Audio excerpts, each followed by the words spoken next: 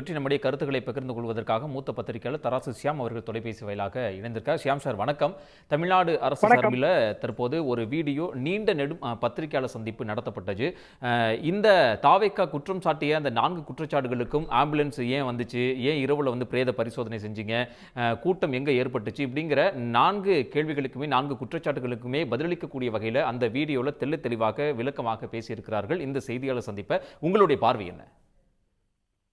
திருமதி அமுதா ஐஏஎஸ் அவர்கள் வெளியிட்ட வீடியோவில் முழு விளக்கமும் இருக்கிறது. அமுதா அவர்களை பொறுத்தவரையிலே நான் படித்த மதுரை வேளாண்மை கல்லூரியில் எனக்கு பின்னால் படித்து மிகவும் புகழ்பெற்ற அதிகாரி. போன ஆட்சி காலத்திலும் அவர்கள் புகழ்பெற்ற துறையில் தான் இருந்தார்கள். நடுவிலே மத்திய அரசு அவர்களை கூப்பிட்டது. அவர்கள் கொடுக்கிற இன்ஃபர்மேஷன் கிரெடிபிளாக இருக்கும். ஒன்று, இரண்டாவது, யாரோட விருப்பத்துக்கும் அழிந்து கொடுக்க மாட்டார்கள். அவர்களோட சுவாபமே அப்படித்தான். அப்படியான ஒரு அதிகாரி எல்லா வீடியோக்களையும் தொகுத்து வெளியிட்டு வீடியோ விளக்கமும் கொடுத்து மக்களுக்கு தெள்ள தெளிவாக உண்மைகளை எடுத்து கூறியிருக்கிறார். இன்றைய காலகட்டத்தில் இது மிகவும் தேவை. ஏனென்றால் இன்றைக்கு இருக்கிற சோசியல் மீடியாவில் ஒரே கான்ஸ்பிரசி தியரி தான், சதி கோட்பாடுகள் தான் விதைக்கப்படுகின்றன. எல்லாமே விஷ விதைகள். சிக்கல் அதுதான். பொதுவாக பொய் செய்தி மிக வேகமாக பரவும். இந்த விஷத்தை விதைத்தால் அதற்கு பிறகு அதை அறுவடை செய்ய வேண்டியதும் அரசியல் கட்சிகள் ஆகிவிடும். விஜயோட விளக்கம் என்பது ரொம்ப விபரீதமான விளக்கம். என்ன காரணம்னா, என் மக்களுக்கு பாதுகாப்பு, என் தொண்டர்களுக்கு பாதுகாப்புன்றார். அவர் பவுன்சர் பாலிடிக்ஸ்ல வராரு. பவுன்சர்கள் கிரில்ல கிரீஸ் தடவுறது, இப்படியான ஒரு நிலைமையில் இருக்கிற ஒரு நட்சத்திரம், அவ்வளவுதான். இன்னும் சொல்ல போனால் ஒரு திரை நட்சத்திரம் அரசியல்வாதியாக முயற்சிக்கிறார். அப்படித்தான் நான் இதை பார்க்கிறேன். அப்படி இருக்கும்போது பொத்தாம்பொதுவான குற்றச்சாட்டுகளை, சதி கோட்பாடுகளை மக்கள் மத்தியில விதைப்பதன் மூலமாக, குறிப்பா ஒரு நட்சத்திரம், பிரபலத்தன்மை உள்ள நட்சத்திரம் அப்படி விதைக்கும் போது அது எந்த கொந்தளிப்பை ஏற்படுத்தும் என்பதை அவர் புரிந்து கொள்ள வேண்டும். ஒரு பெரிய துர்சம்பவம் நடந்து விட்டது. உண்மையிலேயே ஒரு மெச்சூர்டு, முதிர்ச்சி அடைந்த அரசியல் தலைவர் என்ன செய்வார்? மக்களை ஆட்சிப்படுத்துவார். அவ்வளவு. மக்களை ஆறுதல் படுத்துவார்.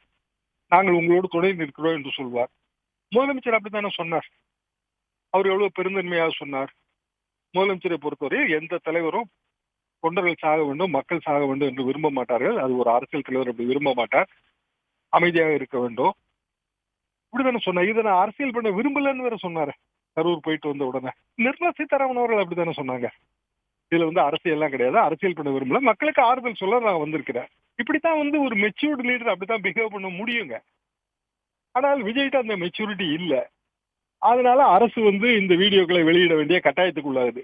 இப்ப வெளியிடலைன்னா நீதிமன்றத்துல இது எல்லாத்தையும் அவங்க தொகுத்து கொடுத்துருப்பாங்க. இப்ப வெளியிட்டதுனால அது பொதுமக்கள் பார்வைக்கு வந்துருது. நேரத்தில் அருமை இருந்து உடனே வெளியிட வேண்டிய கட்டாயத்திலையும் ஒரு அரசு இருக்கிறது. ஏனென்றால் அந்த விஷ விதைகள் தொடர்ந்து சமூக ஊடகங்களில் விதைக்கப்படுகின்றன. இப்ப சமூக ஊடகங்களில் எத்தனை பேரை ஒரு அரசு கைது செய்ய முடியும்? அதற்கான வாய்ப்பு இல்லை. சமூக ஊடகங்களின் வாய்களை அடைக்க முடியுமா? அதுவும் முடியாது. காரணம், உலகத்தில் எந்த மூலையில் இருந்து வேணாலும் சமூக ஊடகங்கள்ல நம்ம கருத்தை போஸ்ட் பண்ணலாம்.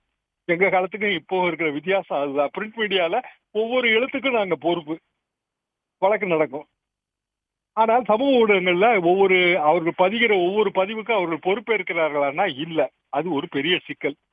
எனவே வரலாறு காணாத விதமாக அரசு ஒரு உயர் அதிகாரி மூலமாக, அதுவும் ரொம்ப நம்பகத்தன்மை வாய்ந்த ஒரு அதிகாரி மூலமாக வீடியோக்களை எல்லாம் தொகுத்து வெளியிட்டிருப்பது என்பது ரொம்ப வரவேற்புக்குரிய விஷயமாகத்தான் நான் பார்க்கிறேன். உடனுக்குடன் செய்திகளை தெரிந்து கொள்ள சன் நியூஸ் பெல் ஐகானை கிளிக் பண்ணுங்க.